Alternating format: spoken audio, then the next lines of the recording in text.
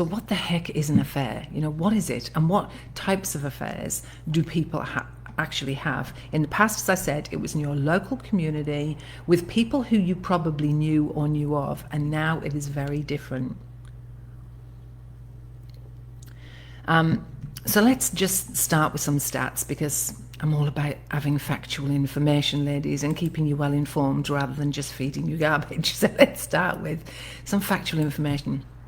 So studies globally suggest that around 30 to 40% of unmarried couples and 18 to 20% of married couples will have at least one incident of sexual infidelity during their relationship. So the rates of infidelity among women are thought to increase as women get older. They're higher in more recent marriages compared with marriages that have gone on for a very long time. About 40% of unmarried relationships and 25% of marriages see at least one incident. So that's globally. Statistics show that there is a growing impact on families. So these impacts can be quite devastating now, because the ability to have an affair and the ease with which affairs can happen is much greater than it has ever been in the history of our lives. For those of us who have had parents who have separated, we are more likely to experience affairs than those who haven't. And about 20% of men will have an affair, and about 13% of women. I do hear from women who have had an affair, and oftentimes the reasons for women having affairs are quite different to the reasons men have affairs. So there can be differences in why people have an affair. So let's have a look about what affair actually is, because there's a lot of ambiguity now with online things. So people are a bit confused. Is this an affair or not? Is it infidelity or not? So let's see what an affair is. Let's look at the various types of affairs. So an affair is really simple to define. It really is. It is a romantic, emotional, or sexual involvement with two people or more, typically with at least one of them in a committed relationship with somebody else. It involves secrecy, deception, and a betrayal of trust with the primary relationship. Affairs can really vary in intensity and in duration, and they can go from a one-night stand to a really long-term emotional or sexual relationship that is committed outside of the original partnership. Affairs often lead to so much emotional turmoil. Now, if any of you have had the experience of someone having an affair that you have been in a relationship with, or you have been the person who has had an affair, let me know in the comments, the emotional turmoil that comes with that, the breaking of trust, and how the whole relationship really shifts in dramatic ways, in really deeply emotionally wounding places. What we know is something like this, an abandonment or rejection of our primary partner. Our brain really finds that incredibly challenging to deal with. It's experienced in our bodies as if we have been physically wounded. So the impact of that is enormous. So let me know in the comments. You don't have to give me details, but just let me know in the comments if you've experienced somebody having an affair, whether it was you or somebody else. You don't have to say who it was. I know when women come to me, they are usually coming to me when they have discovered an affair, or they have had a gut feeling that an affair has happened, and they're really wanting help with the profound emotional consequences that come with that. So I want to talk to you about types of affair in this session, because I want you to understand what an affair is and what an affair is not. Sometimes when people have affairs, they will tell us that it's not an affair. We need to be mindful that we need to know what an affair is, and to be really clear and have the boundaries around what we believe to be an affair, and to be able to say to somebody, no, this is what an affair is to me. So it's really important that we have a clear understanding. So I'm going to run through some, and what I'd love you to do in the comments is let me know if you've experienced this, which type of affair has impacted you, if an affair has in fact impacted you. An emotional affair. Now, women will often have these, some men, but lots of women, when they have affairs, usually do it because they're emotional affairs. And an emotional affair is when one partner develops quite a deep and emotional connection with somebody outside of the primary relationship. There may not be any physical involvement at all, but emotional affairs can be just as intense and just as damaging. In fact, I would say sometimes more so. They involve emotional intimacy, support, and really strong romantic feelings. And some people think if it's not physical, it's not an affair. That's not true. An emotional affair for a partner can feel devastating.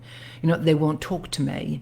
They're not connected to me. They don't listen to me. But they're having all of that with somebody else. They're emotionally invested in this other person, and this other person meets their emotional needs. That can be devastating, and sometimes more so than a sexual affair for some people. So an emotional affair has no sexual involvement at all, but is very, very much an emotional, supportive, intimate relationship. A physical affair, which is what most of us are used to and most of us know and understand, and physical affairs are quite simple to define. They involve sexual activity with somebody outside of the primary relationship. There can be a one-night stand or an ongoing sexual relationship with somebody other than their committed partner. And of course, this is the one that most of us understand and know. In recent times, and when I say recent, the last 20 years, but more so probably in the last 3 years, cyber affairs have really, really skyrocketed. The last 3 years have been challenging for so many of us on so many levels, but a cyber affair has come about because the internet is accessible. You pick up your phone and you have the internet with you. Cyber affairs have become incredibly prevalent. Affairs happen online, but they often they have a lot of exchange of intimate messages, photographs and videos. They're not necessarily any actual physical contact person to person, but the emotional and sexual involvement can be really significant and incredibly intense. And the reason for that can be because there are no barriers. Like online, you can say and do whatever you damn well please, things that you would never dream of doing in a face-to-face affair. And of course, the intensity of the number one, the accessibility of having it on your phone. But number two, some people can tell themselves, well, it's not technically an affair because I'm not meeting them. I don't know them. We're not connecting in that way. Therefore, it's not an affair. Ladies, I'm here to tell you it absolutely is an affair, and a cyber affair can have some pretty significant fallout. I have met with people who have partners who have been in cyber affairs, and the pain, excuse me, there's an airplane going over very loud, and the pain of those affairs can be gut-wrenching. Unlike, affairs where you're meeting in person, a cyber affair has a footprint, a digital footprint. And what happens is that information can be found and can be gut-wrenchingly, emotionally devastating to the person who finds the images, the videos and the messages. It can be gut-wrenching to try and manage the pain and the suffering that you might go through if you discover that an affair has happened and it's a cyber affair. So, sorry, I've got a bit of noise in the background. I hope you can't hear that. There's just a bit distraction and noisy here. Hopefully that will go in a second. All right, so a cyber affair has some added problems insofar as there can be an electronic footprint that can be found, and it's confronting in ways that a face-to-face affair would never ever happen. Cyber affairs have risen in popularity, especially since 2020, where people were not able to go out and meet other people face-to-face and could more easily get online and talk to people online. So that kind of affair can have some significant impacts, more so than some others. As I said, because of the visuals, you can see things, and those things, once seen, cannot be forgotten. They are devastating beyond measure. All right, back to things that we know and have been around for a long time. So a one-night stand, of course. A one-night stand is a brief, spontaneous sexual encounter with somebody, usually without any emotional attachment or commitment. And this type of affair typically occurs, as a single event and doesn't involve any continuing relationships. I do know that in my experience that one-night stands, generally speaking, people do regret them. It's at a business party, or you've had too much to drink, or it's somebody you've kind of been connected to, but something happened, and in that one instance, there's been a sexual experience. Oftentimes, one-night stands are, from my experience, when people have come to me around them, are quite regretted, and people are like, oh my God, what did I just do? That was not a good idea at all. Of course, there is a serial affair. So this is where you may be in a relationship with somebody who has had more than one affair. And I have worked with women like this. My partner said they've had an affair. We tried to get over it.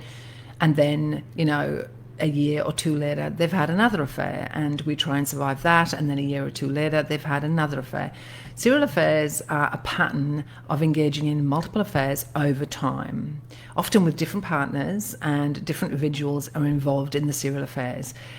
This history of infidelity is really, really challenging, and often comes along with somebody who is really struggling with long-term monogamous commitment, but it is devastating to the person on the receiving end. This kind of situation really needs strong boundaries attached to it. Otherwise, it will continue for the life of your relationship. Okay, so here's some affairs that we don't talk about very much, but I think are really important ones to cover. So we've covered some of the ones that most of you will probably know about, but I want to talk about some where your relationship may be in trouble, and because of that, an affair comes about. And these are the ones that relationships sometimes can overcome, sometimes, not always. So a conflict-driven affair.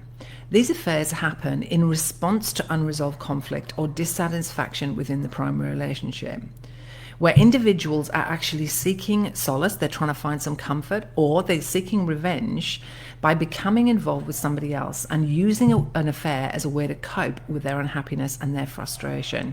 I see this sometimes when couples have been together for a while, they are trying to work through stuff, but it's becoming impossible. Maybe there's entrenched conflict that just isn't getting resolved at all, and they are getting pretty desperate, but they don't want to leave. And so this kind of affair can happen as a kind of band-aid on the relationship. It's not a good idea, and of course it does cause problems down the track. Another kind of affair we don't talk about is an exit affair. And this is when a person gets into an affair with somebody else as a way to signal the end of their primary relationship. So they know they're unhappy, they're quite dissatisfied, usually 18 months to 2 years prior to them actually exiting the affair, the relationship. They will get into some kind of relationship with somebody else as a way of preparing themselves to leave. Now, it's not conscious. They're not sitting there going, oh, I'm going to leave in 2 years' time, so what I'll do is I'll have an exit affair. It happens because they're preparing to leave. It's a way for someone to find a reason to leave a relationship by seeking emotional or sexual fulfillment outside of the original relationship before it officially ends. You find more men do the exit affairs than the women.